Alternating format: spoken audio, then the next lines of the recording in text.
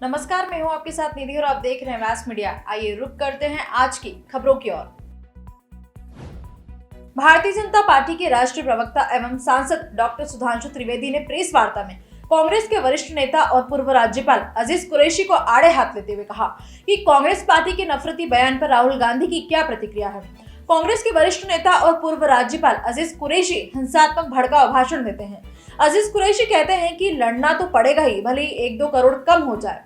राहुल गांधी की क्या यह नफरत की दुकान है या मोहब्बत की दुकान है। सुधांशु ने कहा कि इतना तो स्पष्ट है कि राहुल गांधी की एक ही दुकान है और वह दुकान केवल वोट की दुकान है और दुकानदारी है। राहुल गांधी बताए कि उस नेता के खिलाफ क्या कार्रवाई की गई। डॉक्टर सुधांशु त्रिवेदी ने कहा कि हिंदी चीनी भाई भाई के प्यार से लेकर चीन की कम्युनिस्ट पार्टी के साथ हुए करार तक कांग्रेस पार्टी पर गहरे काले संदेह के बादल है। कांग्रेस पार्टी की गतिविधियां हो या न्यूज क्लिक जैसे संस्थानों का समर्थन हो, जिस पर अमेरिका में रिपोर्ट आई कि शंघाई टू शिकागो भारत के विरुद्ध प्रचार करने के लिए चीन की कम्युनिस्ट पार्टी से उन संस्थानों को फंड मिल रहा था। जब न्यूज क्लिक पर कार्रवाई हुई थी तब कांग्रेस पार्टी ने न्यूज क्लिक का समर्थन किया था के बारे में। और इन सब से बढ़कर बात की बात में चीन के बारे में आधारहीन और अनर्गल बयान देने के आदी हो गए हैं।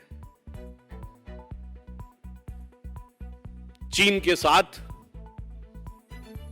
इनकी सरकार के कैसे रिलेशन रहे और हमारे कैसे रिलेशन हैं, यह हम स्पष्ट कर देना चाहते हैं। श्री नरेंद्र मोदी जी के नेतृत्व में हमारी सरकार आने के बाद आप जाकर चेक कर सकते हैं, 2020 में बीजिंग के एक थिंक टैंक ने, जो वहां की गवर्नमेंट से रिलेटेड माना जाता है, उसने यह शब्द प्रयोग किया है कि China is passing through its worst diplomatic isolation post Tiananmen square. यानी तियानमेन चौक के नरसंहार के बाद के दौर के सबसे बुरे कूटनीतिक अलग थलग पड़ने की स्थिति में चीन है। परंतु, और यह हम नहीं कह रहे हैं, ये वहां के लोग कह रहे हैं, परंतु मुझे समझ में नहीं आता है कि राहुल गांधी जी को बार बार चीन की बातों पर इतना प्यार क्यों उमड़ आता है। ये राजीव गांधी फाउंडेशन को मिले हुए दान का एहसान है या चीन की कम्युनिस्ट पार्टी के साथ हुए करार का इकरार है कि बार बार वो भारत सरकार से तकरार करने को तैयार रहते हैं। वो आकर ये कहते हैं कि लेह में घूम कर कि मुझे लोगों ने बताया अमुक अमुक चीज। ये कौन लोग हैं और कौन बताता है। और मजे की बात यह है कि ये जो लोग हैं ये स्वतः एक्सपोज हो रहा है, क्योंकि चाइनीज कम्युनिस्ट पार्टी के साथ जो उनका एग्रीमेंट हुआ उन्होंने नहीं बताया था। चाइना से फोटो आई थी। डोकलाम के समय इन्होंने चीन के राजदूत के साथ जो खाना खाया था, इन्होंने नहीं बताया था, वहां से फोटो आई थी। और आज मैं आपके सामने एक दो और से तथ्य रखना चाहता हूं कि श्री राहुल गांधी जी के परिवार ने डोकलाम युद्ध के समय चीन के राजदूत के साथ खाना ही नहीं खाया था। पंडित जवाहरलाल नेहरू ने अपने समय में चीन की फौज को खाना और रसद भी पहुंचाया था। और यह मैं कोट कर रहा हूं, selected works of Jawaharlal Nehru series 2 volume 18, उसमें नेहरू जी की 21 जून 1952 दिल्ली प्रेस क्लब में हुई प्रेस कॉन्फ्रेंस का जिक्र है। एंड आई कोट, पत्रकार का नेहरू जी से सवाल है कि पंडित जी, क्या भारत ने चीन को चावल की सप्लाई की है? नेहरू जी का उत्तर है, चीन को बहुत अधिक मात्रा में चावल नहीं भेजे गए हैं। स्पेशल केस होने की वजह से हमने कम मात्रा में चावल भेजा है। जैसा कि आप जानते हैं, दुर्गम पहाड़ी इलाका होने की वजह से एक मुश्किल मार्ग है, यहां कोई भी काम आसान नहीं है। आगे सुनिए, लेकिन चीन की जरूरत को देखते हुए हमने बहुत मात्रा में चावल देने पर सहमत हुए हैं। यह चावल चीन की सेना के लिए बहुत जरूरी है और हम उन्हें जिंदा रखने में मदद कर रहे हैं, यद्यपि हम उन्हें तिब्बत के बाहर भी देखना चाहते हैं। Again I am quoting selected words of Jawaharlal Nehru series 2 volume 18।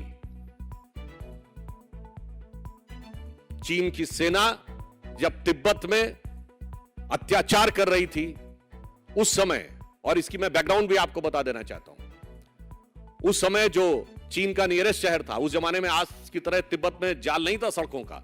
Chengdu से लगभग 2200 किलोमीटर दूरी थी लासा की, और भारत के तावांग से 240 किलोमीटर।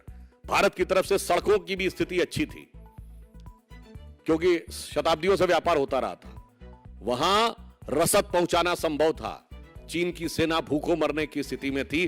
तब इन महोदय ने जानते कितने चावल पहुंचाए थे, जिसको थोड़ा बहुत कर 3,500 टन, 3,500 टन चावल भेज के, और बकौल जवाहरलाल नेहरू वो कह रहे हैं कि उनको जिंदा रखने में मदद करना चाहते थे। इसलिए राहुल गांधी जी, जब आप बोलने की कोशिश करते हैं तो याद रखिए, और मैं देश की युवा पीढ़ी को पुनः याद दिलाना चाहता हूं, आज भी भारत चीन की सीमा के ऊपर जो हमारा पैरामिलिट्री फोर्स है, उसका क्या नाम है?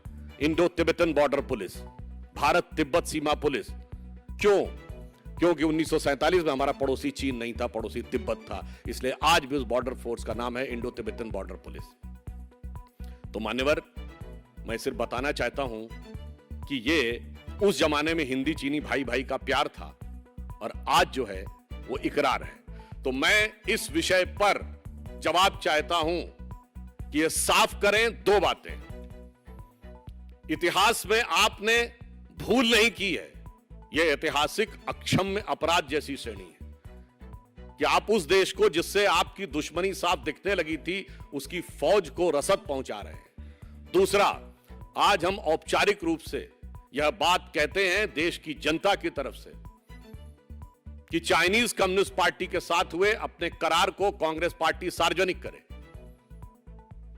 शायद उन्हें इस बात का डर है कि अगर करार की पूरी शर्तें सार्वजनिक हो गई तो ये बात की बात में होने वाली जो बातें राहुल गांधी जी करते हैं, इसकी करामात दुनिया के सामने असलियत में आ जाएगी।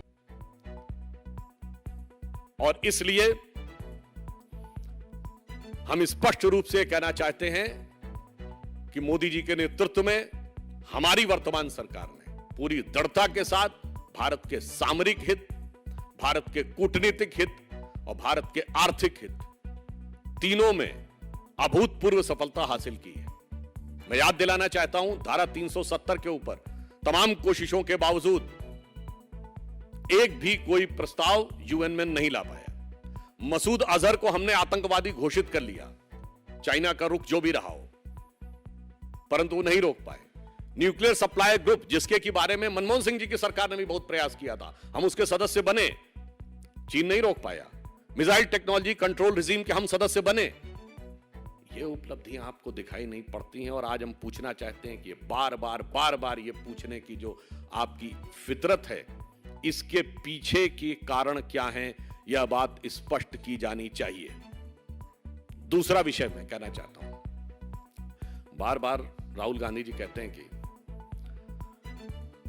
आरएसएस को लेकर कि राष्ट्रीय स्वयंसेवक संघ, तो मैं याद दिलाना चाहता हूं, अब इसी में नेहरू जी को याद कर लीजिए। वो पंडित जवाहरलाल नेहरू जिन्होंने आरएसएस पर प्रतिबंध लगाया था।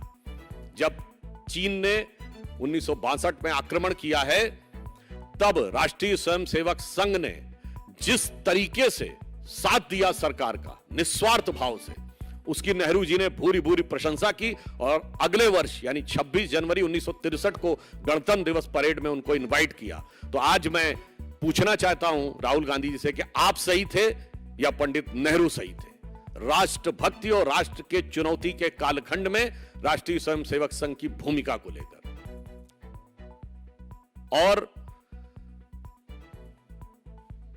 इसके अतिरिक्त जो बात की बात में आप नफरती बयान आपके यहां से आते हैं, उसके बारे में आप क्या प्रतिक्रिया करते हैं? आपके वयोवृद्ध नेता अजीज कुरैशी जी, जो राज्यपाल रहे हैं, वो सीधे हिंसात्मक भड़काऊ भाषण देते हैं और इस ढंग की भाषा बोलते हैं कि लड़ना तो पड़ेगा ही, 1-2 करोड़ कम भी हो जाए तो फर्क नहीं पड़ता है। राहुल गांधी जी, ये नफरत की दुकान है कि मोहब्बत की दुकान है?